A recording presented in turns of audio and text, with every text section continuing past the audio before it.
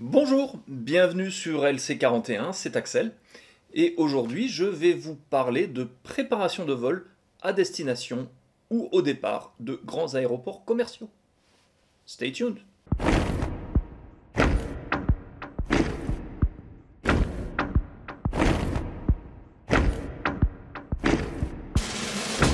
En préparant cette vidéo, je me suis focalisé sur les grands aéroports commerciaux. Mais une bonne partie de ce que je vais aborder aujourd'hui concerne en fait aussi les petites plateformes. Donc la première chose que je fais, c'est bien entendu de choisir ma destination. Une fois que j'ai choisi la destination, il faut que j'essaie de localiser les aérodromes ou les aéroports à proximité qui seraient susceptibles de pouvoir m'accueillir. Donc j'ai des critères. Il faut que, une fois au sol à l'aérodrome, je puisse facilement rejoindre ma destination par voie terrestre, que ce soit par des transports publics ou à défaut en taxi ou VTC. Donc pour différentes raisons, il n'est pas toujours possible de trouver un aérodrome qui soit vraiment à proximité de sa destination. Donc des fois, c'est parce que les coûts sont prohibitifs. Par exemple, pour aller à Marseille, je vais préférer me poser à Aix-les-Milles plutôt qu'à Marignane pour éviter les frais d'assistance qui, aux dernières nouvelles, s'élèvent à 350 €. Mais il faut une bonne heure pour se rendre de l'aérodrome d'Aix-les-Milles à la gare de Saint-Charles en transport public. Pour Nice, Calmont-de-Lieu est préférable, quitte à prendre un Uber, le train ou une combinaison des deux pour terminer le voyage. Parfois, à cause de restrictions, certains aéroports n'acceptent pas les avions légers. Si je veux aller à Hyères, par exemple, l'aéroport de Toulon paraît un bon choix, sauf qu'il est interdit aux avions de moins de 5 tonnes 7, et je vais donc plutôt me poser à Cuers et terminer en taxi ou VTC. Il existe des aéroports qui sont un peu victimes de leur succès, où l'offre de places de stationnement ne suffit pas à satisfaire la demande, du moins à la belle saison. En France, c'est notamment le cas à Biarritz, qui n'a que 4 emplacements pour les avions légers, et il faut donc réserver son emplacement à l'avance. C'est aussi le cas de, par exemple, un aéroport exotique comme Sarajevo en Bosnie, à Brač en Croatie, destination très populaire pour les Français. Pendant la saison estivale, il y a souvent un NOTAM qui indique qu'il faut réserver son stationnement à l'avance. Pour cette raison. À Cannes, l'été, il arrive que le parking herbe soit plein et qu'ils émettent un NOTAM à cet effet. Et donc là, plus personne ne peut y aller. Parfois, ce NOTAM est publié pendant le vol. Ensuite, il pourrait y avoir des sujets d'avitaillement. La disponibilité de carburant, notamment de 100 ll, devient de plus en plus difficile sur beaucoup de grandes plateformes. Moins en France qu'à l'étranger. Beaucoup de grandes plateformes nécessitent une assistance au sol. Et l'assistance mérite une mention particulière. Si une assistance est obligatoire, il vaut mieux contacter les sociétés d'assistance pour demander un devis à l'avance. Dans certains pays, comme par exemple l'Espagne ou la Grèce, le coût de ces services peut vraiment plomber le budget vacances. En Espagne, l'autorité AENA a mis en place un handling de base, le service d'accompagnement, avec un tarif d'une dizaine d'euros. Cependant, il faut faire attention car seules les 7 compagnies désignées au niveau national sont tenues à ce tarif. Et il existe des sociétés d'assistance extérieures qui, elles, peuvent demander voire plusieurs centaines d'euros. Je commence donc par chercher sur les cartes aéronautiques quels sont les aéroports qui pourraient correspondre à ma destination. Ensuite, j'utilise Google Maps pour voir quels sont les moyens de locomotion terrestre une fois au sol, les temps de parcours.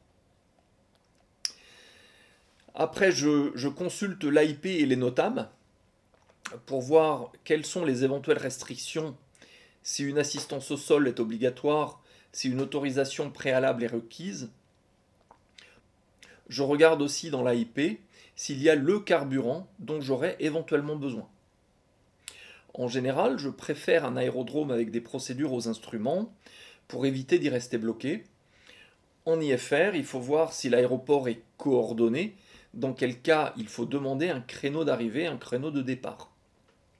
Ces créneaux sont des créneaux qui sont distincts des créneaux Eurocontrol, et c'est juste pour l'aéroport.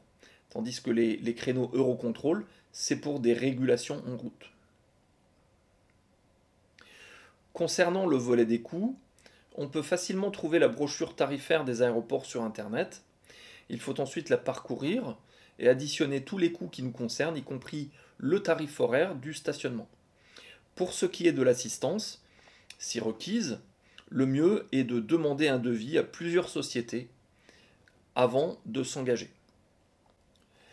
Je recommande aussi chaudement le site eddh.de qui contient des tas de retours d'expérience sur quasiment tous les aérodromes d'Europe. Le site est en allemand, mais à l'aide du plugin de Google Translate, on s'en sort très bien. À la fin de cet exercice, j'aurai toutes les informations me permettant de choisir mon aéroport de destination. Je saurai à peu près à quoi m'attendre en termes de charges aéroportuaires et je saurai s'il me faut une assistance, un PPR ou un slot de coordination. À titre d'exemple, l'aéroport de San Sebastián en Espagne requiert une permission préalable pour le stationnement auprès des opérations et une demande d'assistance auprès d'Iberia Handling. Ce sont deux demandes séparées.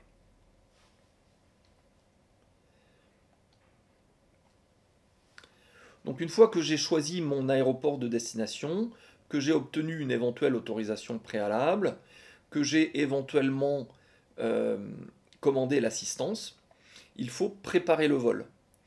Donc je ne vais pas m'attarder sur tous les aspects de choix de route, de performance, de météo, toutes les choses de base du pilotage, ce qui n'est pas le sujet, mais je vais me focaliser sur ce qui porte directement sur la plateforme de départ ou de destination.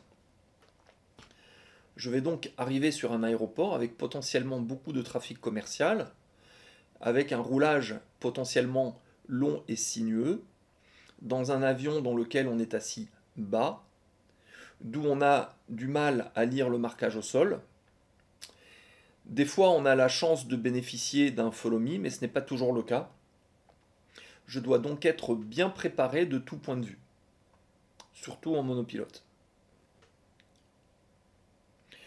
Donc parmi les choses à savoir, certains aéroports requièrent une autorisation de mise en route technique.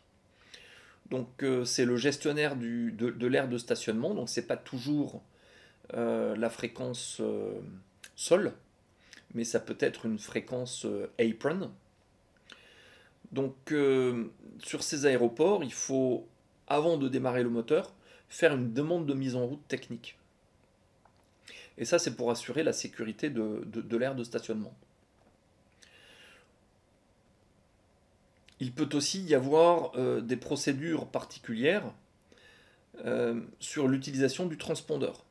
Donc si on regarde l'AIP par exemple de l'aéroport de Toulouse-Blagnac, on voit qu'il y a des procédures un peu particulières, notamment pour l'utilisation du transpondeur mode Charlie.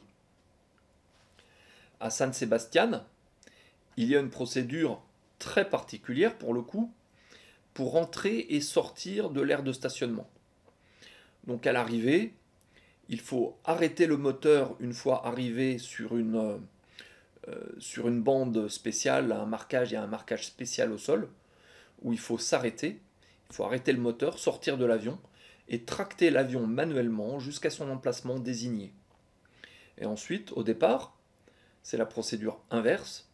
Donc là, il faut d'abord appeler la tour ou le sol à la radio, leur demander l'autorisation de tracter l'avion jusqu'à l'aire de mise en route. Et une fois sur l'aire de mise en route, il faut s'installer dans l'avion, mettre en route et ensuite contacter le sol ou la tour pour le roulage.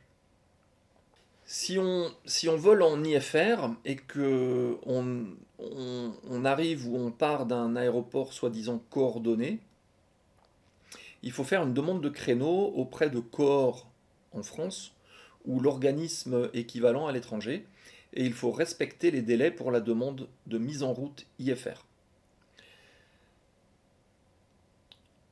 L'emplacement de stationnement, ça c'est souvent de la poésie. Donc à moins que ce ne soit écrit noir sur blanc dans le texte de l'AIP comme à Toulouse, ou que le parking soit clairement libellé GA ou General Aviation sur la carte de l'aéroport, il n'est pas toujours si simple de savoir où on peut s'attendre à stationner. Donc dans certains cas, on peut utiliser des photos satellites de Google Maps ou Google Earth qui peuvent apporter une aide précieuse en dévoilant l'endroit où stationnent les avions légers. Et si on ne trouve pas par ce biais-là, ben en dernier recours, on peut éventuellement appeler les opérations de l'aéroport et leur demander où on peut s'attendre à être stationné. Surtout si sur les plateformes où il y a plusieurs pistes, il peut y avoir des restrictions sur l'utilisation des pistes ou des règles sur l'utilisation des pistes. Et connaître ces règles, ça permet d'avoir une meilleure idée sur la piste qui sera en service pour le décollage ou pour l'atterrissage en fonction de la direction du vent. À Hambourg, par exemple, les départs se font en piste 33, sauf raison impérieuse. Les atterrissages se font généralement sur la 0523. Avec cette connaissance, en fonction du vent, je sais à quelle piste m'attendre. Et en fonction des performances d'atterrissage, je peux même précisément anticiper le taxiway par lequel je pourrais libérer la piste. Et si ce taxiway se trouve au bout d'une piste de 2 km, je peux me poser long afin de réduire le temps d'occupation de la piste. En 35, à Tirana par exemple, le premier taxiway où l'on peut libérer la piste se trouve à 1800 mètres du seuil. À Hambourg, en 23, le premier taxiway qui se trouve à plus de 800 mètres du seuil, 800 mètres étant ma distance d'atterrissage au-dessus d'un obstacle de 15 mètres, c'est le taxiway Delta 7. À l'atterrissage, on ne peut pas nécessairement s'attendre à libérer la piste au premier taxiway, surtout si on a un avion qui se pose très court, car on pourrait se retrouver nez à nez avec un avion qui veut décoller de l'intersection. Sur les plateformes commerciales, il y a un autre aspect dont il faut tenir compte, et c'est la turbulence de sillage. Et la turbulence de sillage va nous mener à vouloir nous poser un peu long, en tout cas peut-être plus long que ce dont on a l'habitude, et surtout ne pas descendre sous le plan de l'approche, c'est-à-dire en gros rester au-dessus du plan de l'ILS.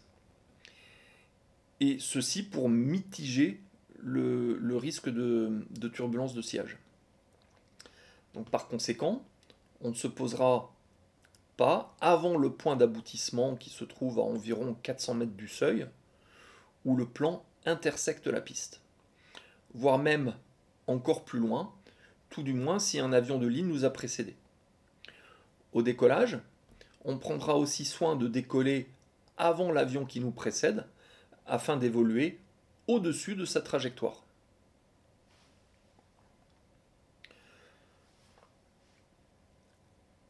Il faut aussi essayer de tenir compte du fait que, opérant sur des avions avec des moteurs à piston, nous avons besoin de faire des essais moteurs et une checklist avant le décollage.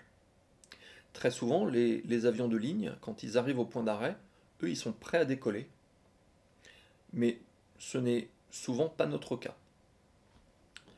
On risque donc d'occuper le point d'attente pendant un certain temps, et bien que cela soit parfaitement légitime, on peut essayer de s'organiser pour ne pas bloquer un autre avion qui aurait besoin de toute la longueur de la piste en demandant un départ depuis une intersection. On pourrait aussi vouloir réduire la distance de roulage vers la piste en demandant un départ d'une intersection. En choisissant d'où on veut démarrer son décollage, il faut aussi mitiger le risque de turbulence de sillage. Très souvent, lorsque l'on va sur des grandes plateformes, on aura droit à un placeur, peut-être même un follow me. Je vous recommande donc de réviser les signaux manuels de communication avec les équipes au sol, car il y a de fortes chances qu'on aura un placeur, et en particulier les signaux auxquels on ne pense pas nécessairement en avion léger, comme frein serré, frein lâché, etc. Pour la préparation de vol, on peut utiliser des ressources comme les photos satellites de Google Maps pour mieux se familiariser avec la surface de l'aéroport. Flight Radar 24 peut être utile pour déterminer la configuration des pistes, c'est-à-dire la piste utilisée pour l'atterrissage et celle utilisée pour le décollage avant le départ. Bon alors, il est vrai que s'il s'écoule un certain temps entre le moment où on consulte Flight Radar et le moment où on arrive sur place, la configuration des pistes aura eu le temps de changer.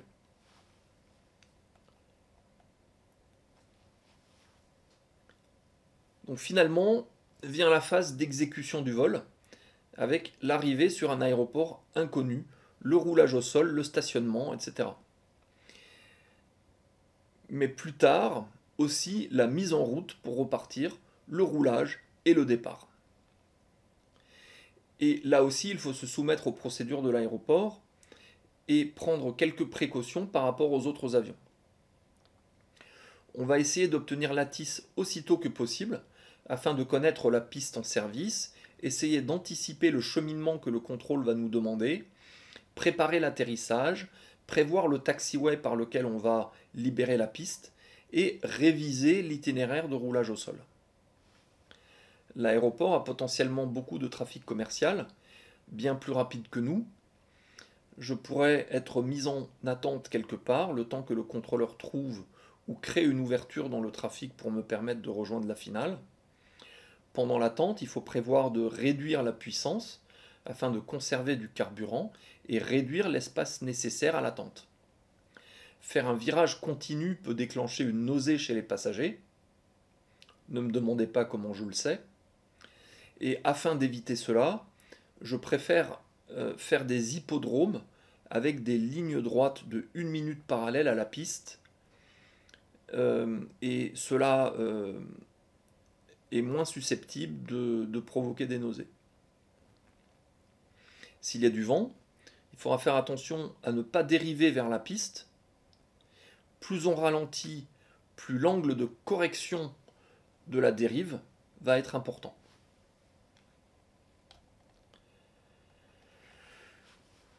Une fois que je serai autorisé à rejoindre la finale, je vais le faire de la manière la plus expéditive possible, mais sans précipitation.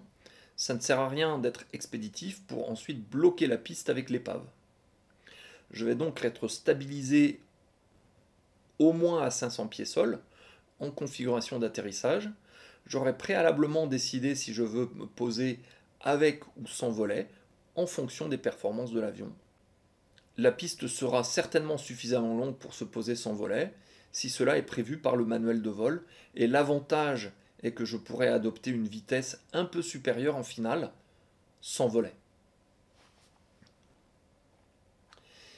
La séparation minimale d'un avion léger derrière un avion de catégorie supérieure est de 3 minutes. En finale, je vais veiller à éviter les turbulences de sillage, en ne descendant pas en dessous du plan, et toucher les roues au-delà du point de toucher du trafic précédent. Ce point se trouve normalement au-delà de points de visée et du PAPI.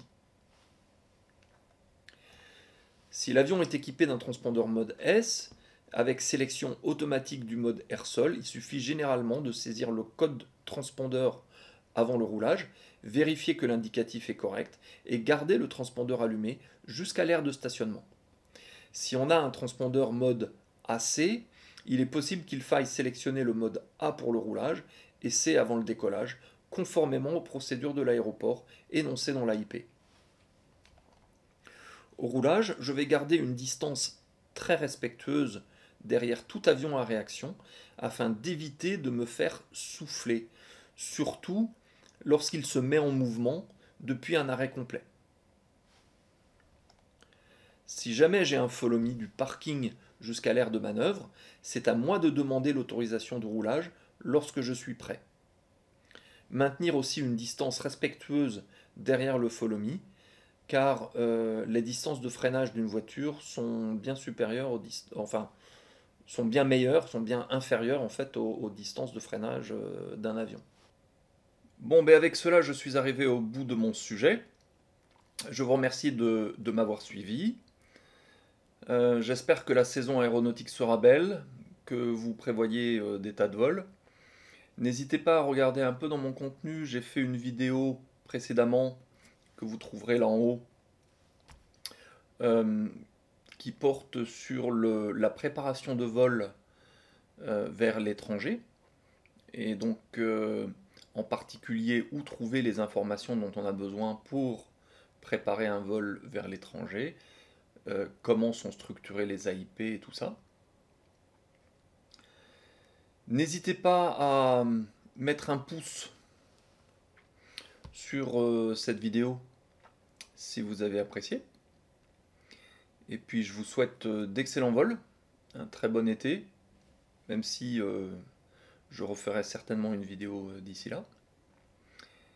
Et à bientôt pour de nouvelles aventures. Ciao!